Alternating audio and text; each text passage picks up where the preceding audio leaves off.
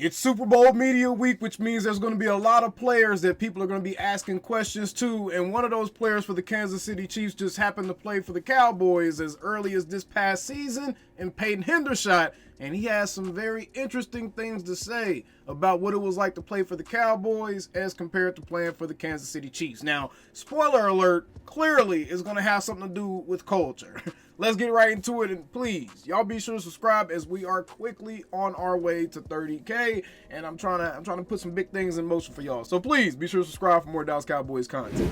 All right, let's get into this. Peyton Hendershot talking greasy about the Cowboys and Jerry Jones.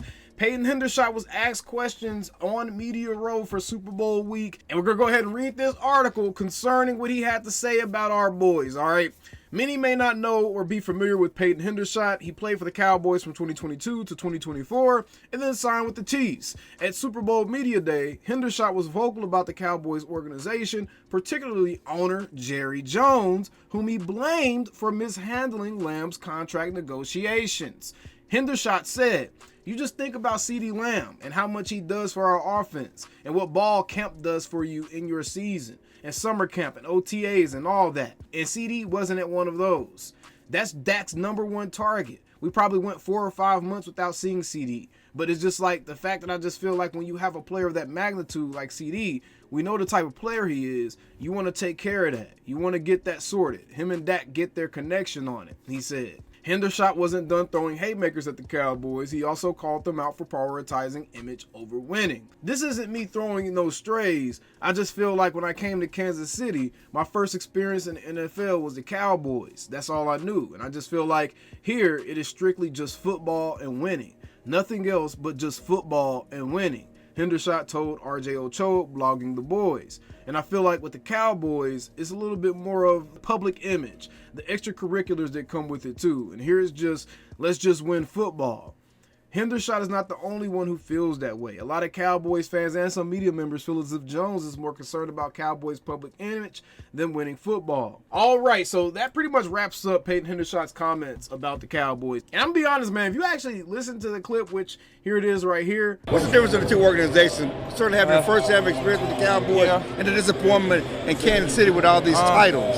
I would say just, it's just about football when you get in there, and they just have such a good culture set of like every day they attack the day as it's the same. They don't look forward to tomorrow. We never really once talked about the Super Bowl. It's just about coming out today and getting better today. If we keep doing that over the course of the season, we'll be where we want to be. You're talking about the culture, all the things, the tours and the camps in California.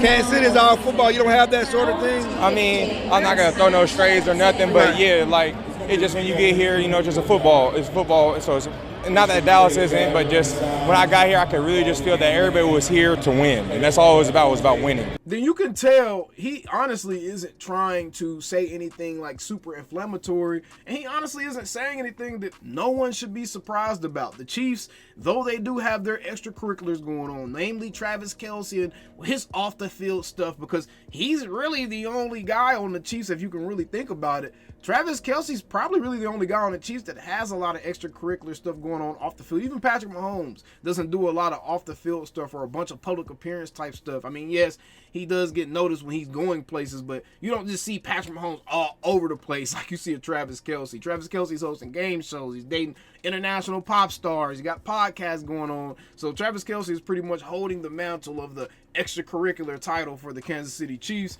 But outside of that, I mean, it really shouldn't surprise you what Peyton Hendershot said right here. I mean, it's probably true, to be honest. I mean, for a long time, the Cowboys and everything around the Cowboys has been a very LA Laker type of environment. It's been a lot about the media coverage. It's been a lot about the storylines, the narratives. As Stephen Jones would say, the 30-year narrative, which he did try to walk that back. But I'm not at all offended by what Peyton Hendershot said. And again, this is going to be the time of the year where you start to see media try to play some tricks with you. Like people played tricks with the whole all-in quote. Because again, people keep hanging on that all-in quote when he said it originally in the context of being all in on paying Dak. I mean, here's the actual quote right here. I'm showing it to y'all. So don't get fooled by all these media tricks and stuff. Don't get fooled by the headlines. Yes, my title for this particular episode was kind of clickbaity, but that's how this was sold. That's how this article was sold, as if Peyton Hendershot went like scorched earth on Jerry Jones or something. He really didn't, man. He really did. He was just keeping it a buck.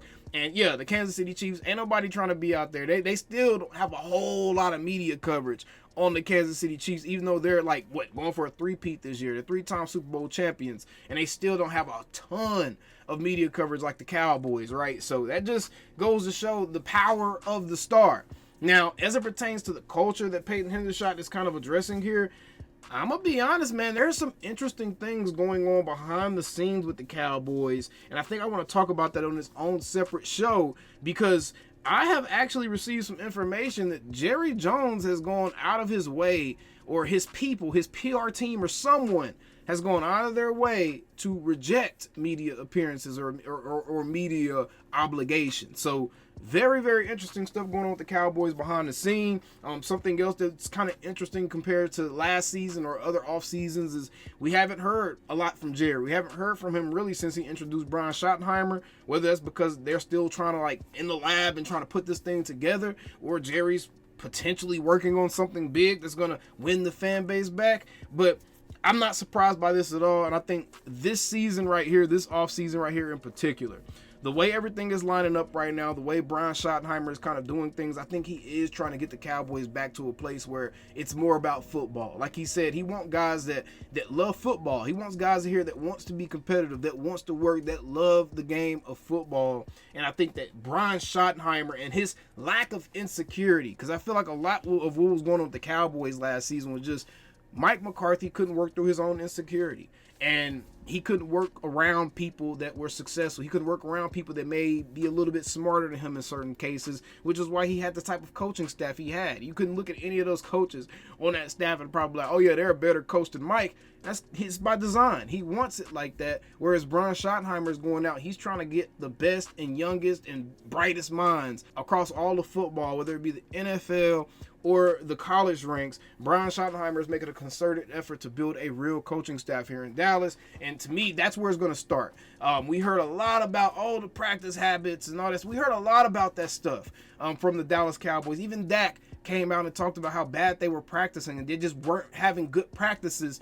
That's culture stuff, man. And that right there kind of plays into the type of thing Peyton Hendershot was talking about. So we can't get mad at him. I'm not going to get mad at Hendy because, I mean, it's true. And we know there was a lot going on behind the scenes in Dallas with Mike McCarthy, but hopefully Brian Schottenheimer can be an agent for change for the entire Cowboys nation, man, because we need some change. We need some change, and we're all just patiently waiting at this point for free agency to start and some of this combine stuff, and hear from Jerry and Steven again to see what their plans may be for this upcoming offseason.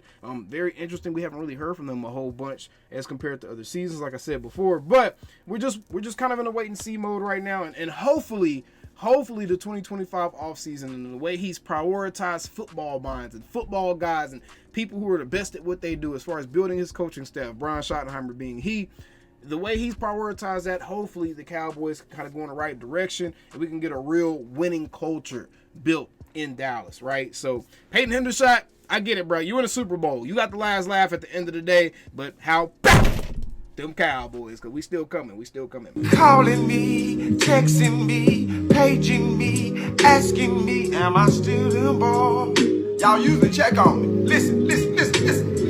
I'm still them boys. Hey! Woo! Oh, shut up, my boy, shut up. Hey! I'm still them boys.